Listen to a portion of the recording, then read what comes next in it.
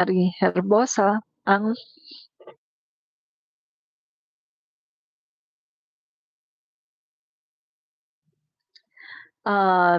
ang Eastern Visayas Medical Center sa Tacloban at East Avenue Medical Center sa QC na kapwa rin nagbahagi ng kanilang zero balance billing implementation sa mandato ng Pangulo sa lahat ng DOH hospitals. So zero na po, no? Zero balance billing na po sa lahat ng DOH hospitals sa Luzon, Visayas at Mindanao. Yan.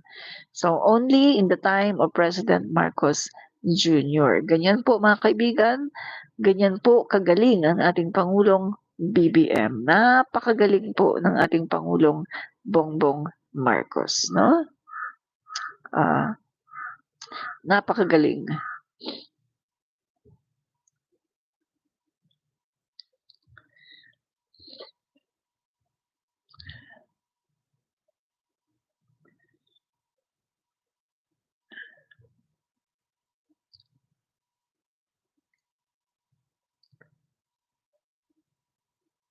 Ah,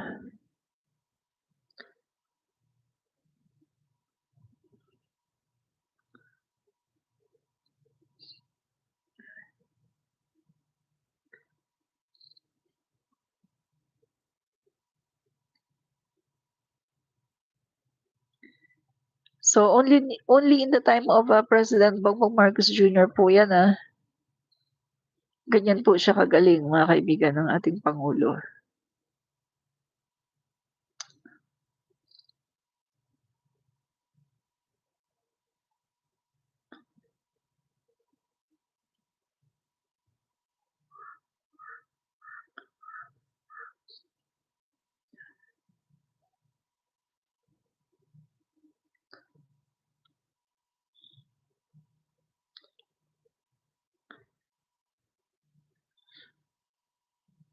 Sandali.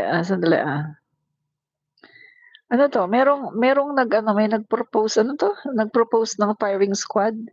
Firing squad for corrupt officials, Zamboanga lawmaker pushes death penalty per graft. Zamboanga First District Kaimer Adan Olaso has filed House Bill number 11211 or the Death Penalty for Corruption Act, proposing death penalty by firing squad for any public official from the president down to barangay leaders found guilty by the Sandigan Bayan of graft malversation or plunder. Maganda ito kung ang batas sa Pilipinas ay talagang patas, no? Maganda 'to. Pero alam naman natin na dito sa Pilipinas, katulad ng mga Duterte, untouchable. 'Pag mga Duterte, mga malalakas, untouchable. Ang tagal-tagal ng kaso at napapawalang sala pa, 'di ba? Eto nga lang impeachment trial, no? Trial nga lang 'yan, wala pang verdict 'yan, trial lang 'yan. At lumabas ang napakaraming mga ebidensya, pero pinigilan pa ng Korte Suprema yung trial. So, ang kawawa po dito kapag nagkaroon ng death penalty, ang kawawa dito ay ang mga mahihirap na mga public servant. Kasi yung mga mayayaman, pwede po nilang isalba ang kanilang sarili, no? Aminin na natin, mga kaibigan, no? Meron pa kasi mga natitira ng mga bulok sa sistema ng ating justice. Marami pang natitira ng mga bulok, ng mga appointee, no? Appointee ng mga nakaraang administrasyon, mga bulok at nababayaran pa ng salapi. Aminin na natin, no? So kaya hindi po maganda na magkaroon tayo ng death penalty dahil kawawa po ang mga mahihirap na hindi kayang magbayad. Walang kasalanan pero idiniin sa kasalanan. So usually po ang mga mapaparusahan lang ng death penalty ay mga mahihirap. At ang masama, walang kasalanan pero tsugi, 'di ba? Yan po ang katotohanan, no? So maganda po ngayon mga kaibigan, no, sabi nga natin kagabi, nagulat nga po ako kasi kahit si Jinggoy Estrada na maka-Duterte, umamin mga kaibigan, umamin po, kahit si Jinggoy Estrada na maka-Duterte, umamin po na, itong mga flood control na mga problema ngayon, ng mga proyekto, ng mga ghost projects ay hindi nag-umpisa sa panahon ni Marcos, no? Hindi daw nag-umpisa sa panahon ni Marcos, kundi sa mga past administration. At ito din po yung sinasabi ni Lacson, no, ni Panfilo Lacson, na hindi ito nangyari ngayon. Hindi ito ngayon nangyayari, kundi sa mga nakaraan pa. So tama yung sinabi ko mga kaibigan sa aking vlog 4 days ago yata, na yung nangyayari ngayon na mga problema sa flood control, mga ghost projects ng flood control ay namana ng ating Pangulo. Namana lang ng ating Pangulo yung mga flood control projects na to, na mga guni-guni.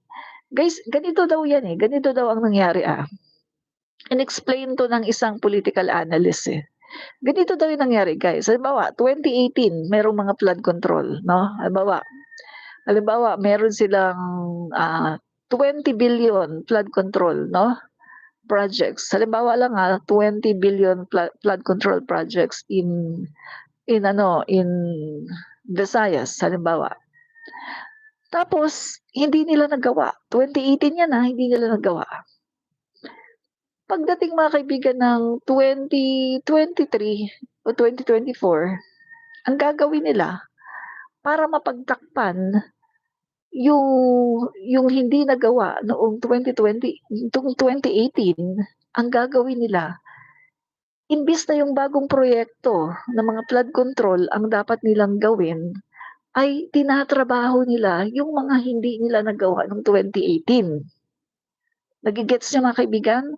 Para masabi na, uy, nagawa pala namin yung mga 2018 projects na flood control. So delay na delay. Yung nung 2018 na hindi nila nagawa, gagawin nila ngayong 2023. Ganon po mga kaibigan at nagdo-double-double ang price. Kaya tama yung sabi ng Pangulo natin na merong mga proyekto ng flood control na copy-paste. So ito pala yun mga kaibigan. Yung mga hindi nagawa noong 2017, 2018, ginagawa nila ngayon. Ngayon po. Kaya pala nung nag-inspeksyon din ang Pangulo natin, may nakita siya na mga project na sinabi 100% complete, pagkatapos walang nagawa kahit isa. Kasi ang ginawa pala ng mga kontraktor ay yung mga proyekto pa noon ng mga administrasyon pa, no? Mga dati pang administrasyon ni kay Duterte, yun pala ang kanilang ginagawa. So ibig sabihin, grabe talaga mga kaibigan ang panloloko dito. Kaya tama po yung sinasabi ni na Jinggoy at ni na Lacson at ng iba pa na yung problemang ito sa flood control hindi nag-umpisa sa Marcos administration. Ito ay nag-start pa sa panahon ng mga nakaraang administrasyon, no, ni na Duterte or mahigit pa, no? So kumbaga nagpatong-patong at nagkaroon lang tayo ngayon ng isang pangulo na very bold, matapang, na isiwalat itong mga katiwalian na ito kahit maapektuhan pa ang kanyang gobyerno. Yan ang pangulo natin. Matibay ang loob, may tapang, strong leader at walang pakialam. Kahit maapektuhan pa ang kanyang gobyerno, wala siyang pakialam. Basta ang gusto ng ating pangulo ay maayos ang mali at ang pera ng taong bayan ay mapakinabangan at hindi mapunta sa wala. Yan ang Pangulo natin na tunay na nagmamahal sa bayan at sa mga Pilipino. O, di ba mga kaibigan, yan ang dapat ng Pangulo ng Pilipinas. Extend PBBM 20 years more. Kasi kung ma-extend po ang ating Pangulo, asahan natin na ay naku, ang ganda na ng Pilipinas. At yung mga korupsyon, mawawala na yan. Tingnan niyo mga kaibigan ngayon na nakikita niyo ba ngayon ang bansa natin? Kanya-kanyang di ba? Kanya-kanyang linis.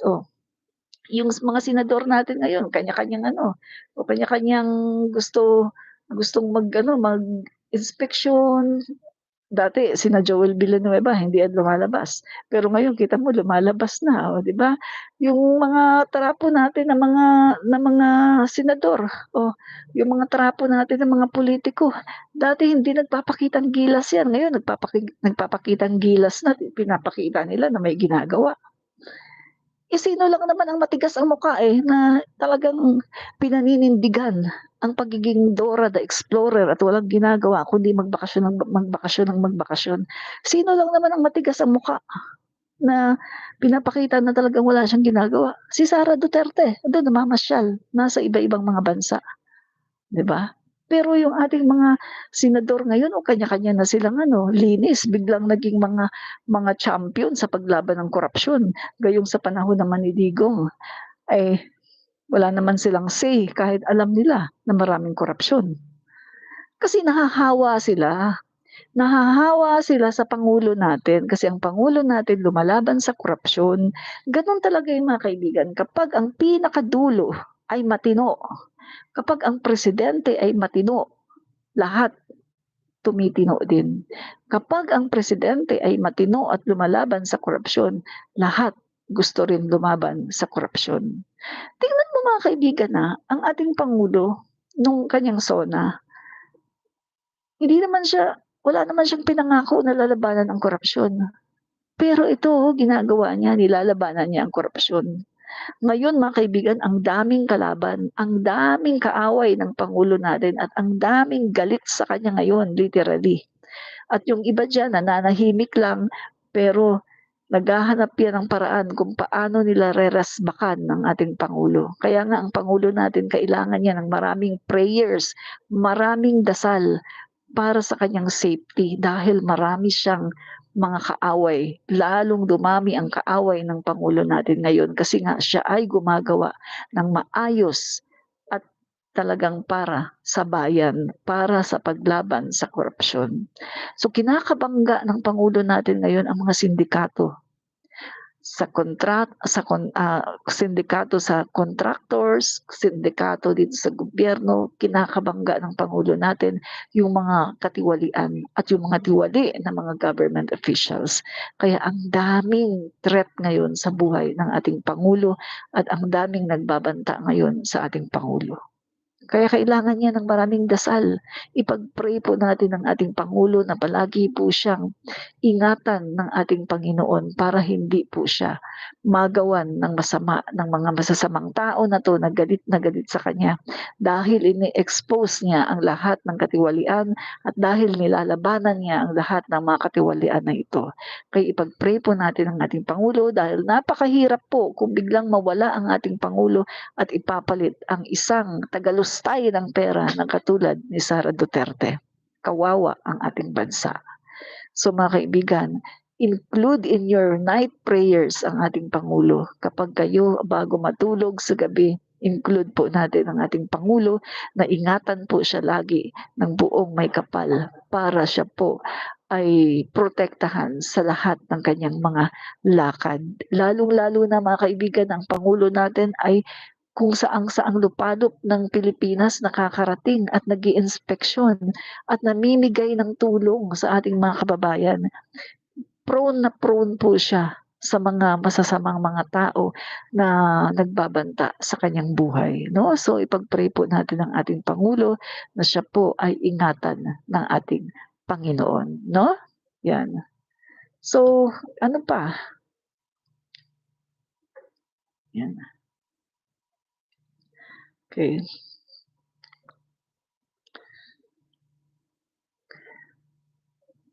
So mga kaibigan, nilabas dito, may, cities in NCR with most number of flood control. So, eto yung mga city daw 'no na may pinakamaraming flood controls. Number 1 ang Manila. Oh, Manila number 1 'no? 215 ang flood controls sa Manila. Naku, ano na, Manila. Nangunguna ang Manila 'no, sa ano lang 'to guys, Metro Manila lang 'to, NCR, hindi po kasama ang Luzon, Visayas, Mindanao. NCR lang po 'to, National Capital Region.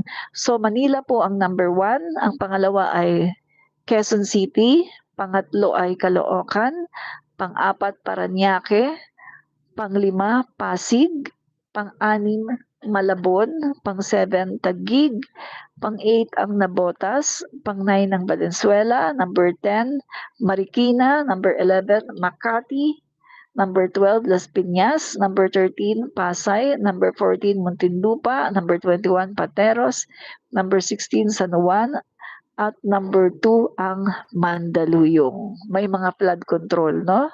So nangunguna po ang Manila. Yan. So eto mga kaibigan 'no, pagdating kasi dito 'no, naniniwala po kasi talaga ako sa tinatawag na batas ng kalikasan, the law of nature 'no, ang batas ng kalikasan.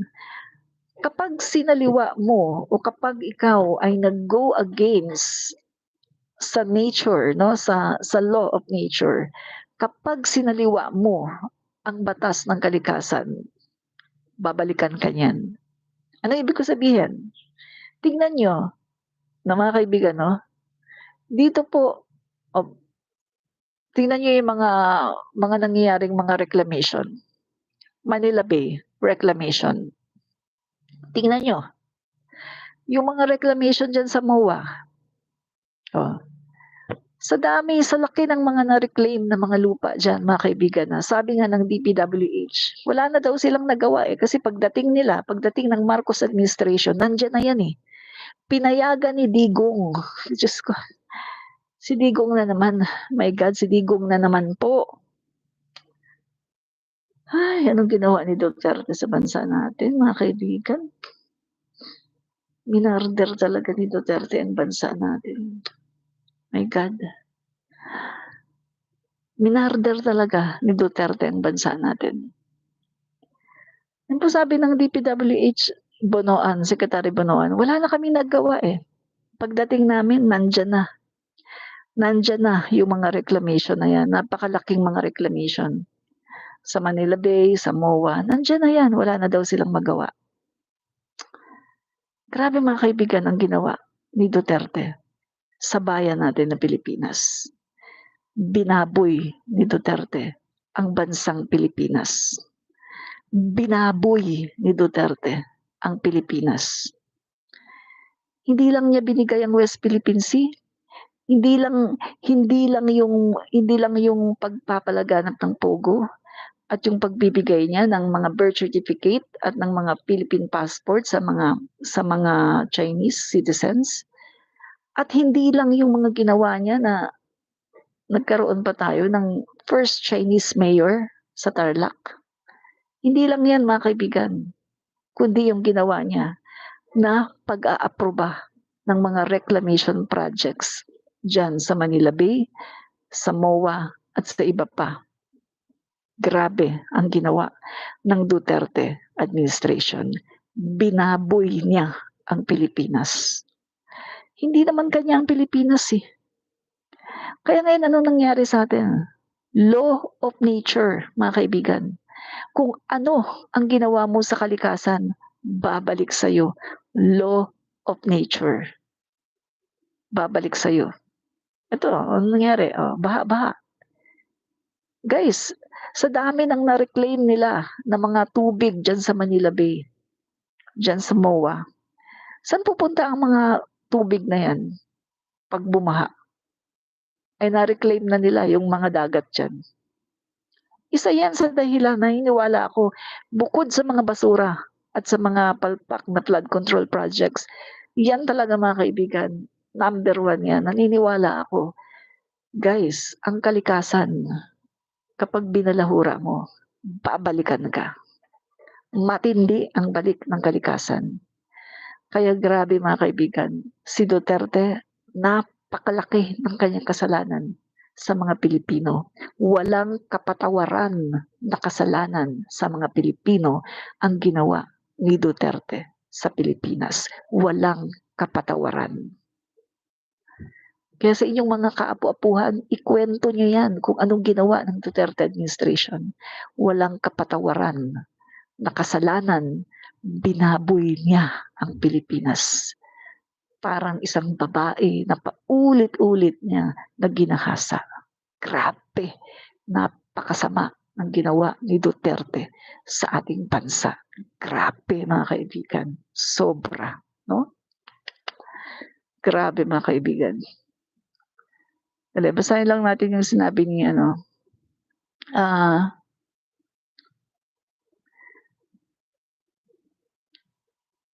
yung legacy, yan.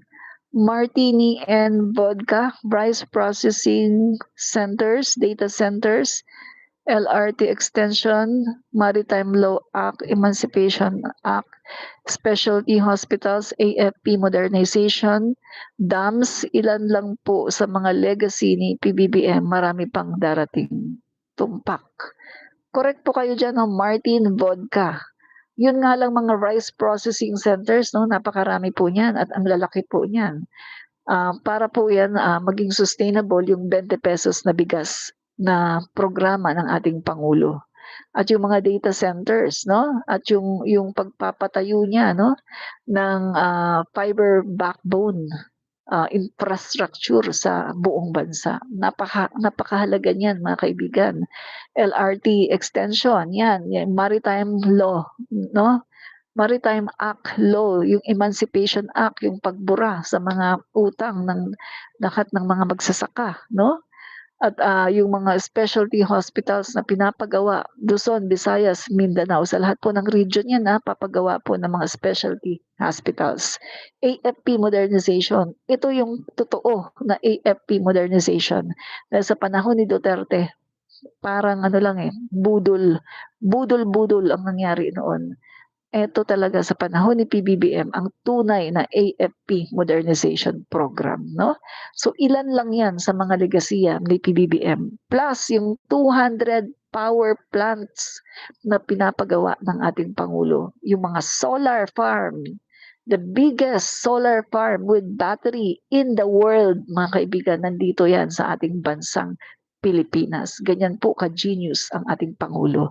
At yung mga pinapagawa niya, no, binabalik, nire-revive po ni PBBM ang mga power plants, mga geothermal. Aside from wind energy and solar energy, yung mga geothermal po, geothermal energy na talaga namang naging number one po tayo in the time of President Marcos Sr. Pero nung nawala po si President Marcos Sr. ay nawala din po yan. Yung pagiging number one natin sa geothermal in Asia. Pero ngayon ay nire-revive po ito ng ating Pangulo. Galing po. Yan po ang trabahong BBM, ang trabahong Marcos. 'Di ba? Hindi po nagawa ni Duterte yan kasi nag-focus po si Duterte sa pagpatay ng tao, sa pagpatay ng mga Pilipino. Diyan po nag-focus si Duterte sa pagpatay ng tao. Kita nyo, nanalo pa siya. Oh. Number one, most corrupt. No? Si Duterte po, nanalo. Most corrupt person in the year 2017 sa lahat po ng mga leader, no? Siya po ang nanalo sa leader, lahat po ng leader sa buong mundo. Nanalo po si Duterte noong 2017, the most corrupt. Yan po ang katotohanan. Diba? So, masakit, no? Masakit po talaga ang katotohanan, pero kailangan yung tanggapin dahil yun po ang totoo.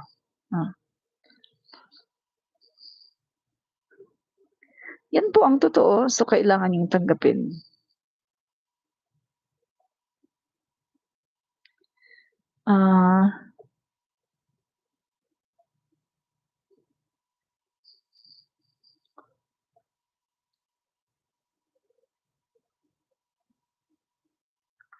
Yan ang totoo. Kailangan yung tanggapin. Naku, wala nang uma-attend sa rally ni Duterte. Oh. Wala na, gising na talaga ang mga Dabawenyo.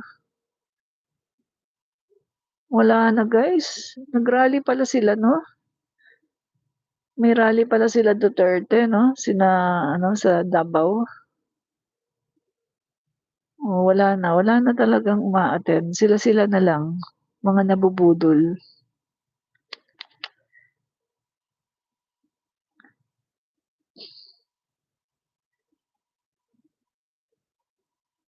Dali Sandali. House hotshot. Solon, suportado ang mungkahi na ibaba sa 35 years old ang minimum age requirement para sa pagkapangulo.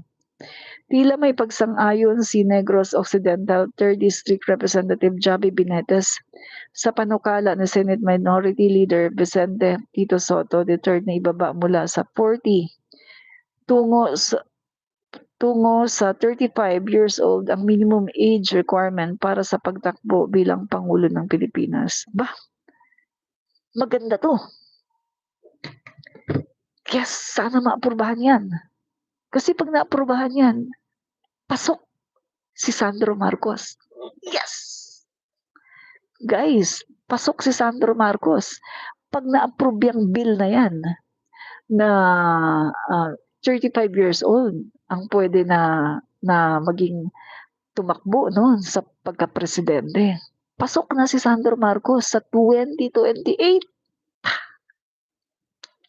Sana nga ma-approve. Yes. Okay. Pero kung hindi, syempre, guys, Martin Romualdez tayo. Martin Romualdez tayo, no?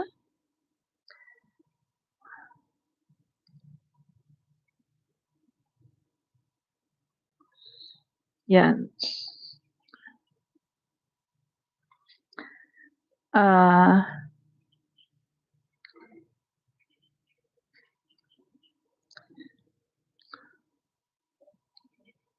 I-ano lang natin to, no? Topic lang natin to saglit. Topic lang natin to saglit, guys, no? Kasi ito mga kaibigan, no? Disclaimer muna tayo, ha? Ako wala akong problem ngayon kay Isko Moreno, no? Wala akong problem sa kanya ngayon. Panalo na siya, eh. Mayor na siya ng Maynila, eh, no? At saka, okay na yun. Siya ang binoto, eh, no? So, wala akong problem, Isko Moreno. Alam naman natin, mga kaibigan, nung panahon ng kampanyahan, doon, nakisama siya kay Sara, no? Nakisama siya kay Sara Duterte. Pareho sila ng ginawa, yung banat-banat sa kalaban. Tapos sa panahon ng kampanyahan, siniraan ni Sara Duterte si Congressman Joel Chua. Pero anong nangyari? Nanalo pa rin si Congressman Joel Chua, di ba? Nanalo. So bigo, isang malaking bigo si Duterte, si Sara, para gibain, no, si Joel Chua. Panalo po si Joel Chua. Pati si si Abante nga nakabalik, di ba? Oo. So panalo po si Joel Chua, hindi natupad yung masamang balak no ni Sara Duterte na mawala na siya sa pagiging kongresista kasi nanalo po. So ngayon, andiyan na, nakaupo na sila. Napansin ko lang no si Isko Moreno, napansin ko lang siya. Panay ang banat niya kay Joel Chua, no, kay Congressman Joel Chua. Panay ang banat ni Isko. Napansin ko si Joel Chua, tahimik, no? Hindi niya pinapatulan si Isko. Tahimik siya. Pati nung giniba yung yung barangay hall na proyekto ni Congressman Joel Chua, tahimik pa rin siya, hindi siya kumibo. Pero lately, mga kaibigan, siguro na rin siguro siya na tinanong siya ng media, so sumagot siya, mga kaibigan, no? So ito po yung sagot niya, tapos kukomentuhan natin. Distrito. Kaya lang, putak po siya ng putak. So, kababayan sa ikatlong distrito ng lungsod ng Maynila, makakaasa po kayo na ito po yung paglalaban natin ng isang proyekto na makabuluhan na mapapakinabangan po ng ating mga kadistrito. Sana po matapos na po itong mga pamumulitika, tapos na po ang eleksyon, dapat po kami lahat ay nagtutulungan na para po sa ikagaganda ng ating distrito at ng lungsod ng Maynila. Yan. So, ito kasi mga kaibigan, siya po ay binabanata no, ni Isko. Para pong aso, tahol ng tahol. Mali po yung tinatahulan niya. Kung kami po kaya ay magkakampi, Ganyan din po kaya ang gagawin niya. Hindi yan. Alam po ninyo, this is not about Isko Moreno or Joel Chua. This is about the City of Manila and the people of City of Manila. Wala po siyang ginawa kung hindi gibahin ng gibahin yung mga ginagawa po namin. Mga programa naman, ang makikinabang naman, mga taong bayan, ay isang community center. So dahil nakita natin yung problema dito sa kahabaan ng Rizal Avenue, yung marami mga homeless dyan na natutulog. Kaya dito sa community center na to, kung saan ang kasama po dito ay isang halfway house, kung saan yung mga homeless na natutulog sa kalye ay po pwede matulog sa gabi, may paliguan, may toilet sila, may kitchen. So bukod po dito, meron din itong dialysis center. Meron din po itong para sa mga senior citizen, may daycare center. Naglagay rin po tayo dito ng permanent office ng district representative. So kahit na hindi na ako ang representative, meron na talaga na opisina sa gitna o nasa sentro ng Santa Cruz. At meron din po dito mga recreational center. Proyektong to noong 2020 pa nagsimula. Kaya lang dahil sa kakulangan ng pondo, hindi ito na ituloy. Kaya nga tayo, minarapat natin na ituloy. Ito po isang makabuluhang programa at ang makikinabang po nito ay ang aming distrito at ang lungsod. So dinideprive po niya ang aming distrito ng isang proyekto na mapapakinabangan ng mamamayan. Tapos na ang eleksyon, tapos na po ang palabas. Dapat kami po ay nag-iisip ng mga programa na makakatulong sa aming mga kadistrito at sa lungsod ng Maynila. Yan. So yan po mga kaibigan ha. So nagsalita na nga po si Joel Chua. Siguro ay hindi na rin nakatiis no kasi palagi po siya binabanatan. Gayong tahimik po siya no. Ito po masasabi ko no. Ito kasing si Yorme, napansin ko lang no. Although wala naman akong problema kay Yorme no. Wala akong problem sa kanya, no, mga kaibigan. Ito, kahit na anti-Marcos siya nung panahon na, no, wala akong problema.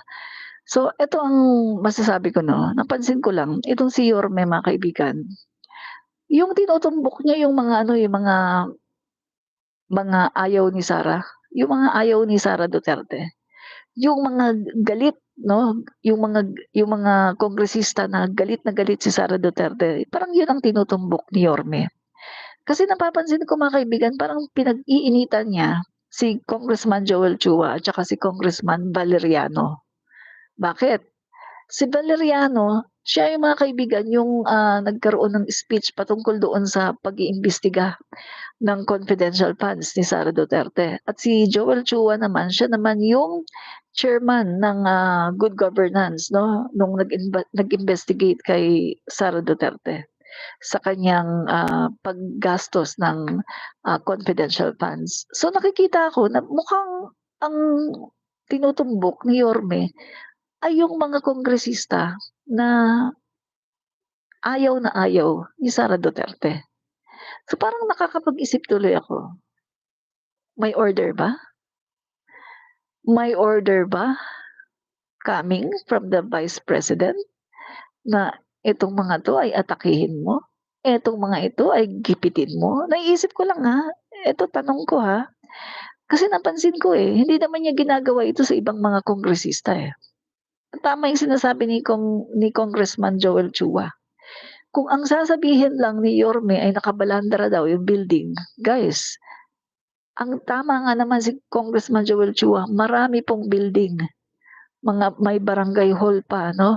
Sa Metro Manila, sa Manila mismo na nasa kalsada. Kasi nga, dahil po sa sobrang crowded na ng Manila, wala na talagang mapagtayuan. Na kahit ba naman itong mga kung totoo talaga yung kanyang paglaban no na tatanggalin ito kasi nasa kalsada, bakit hindi niya tinanggal yung ibang mga barangay hall na itinayo sa kalsada? Bakit mukhang kanyang pinupuntirya si Congressman Chua at si Valeriano na alam naman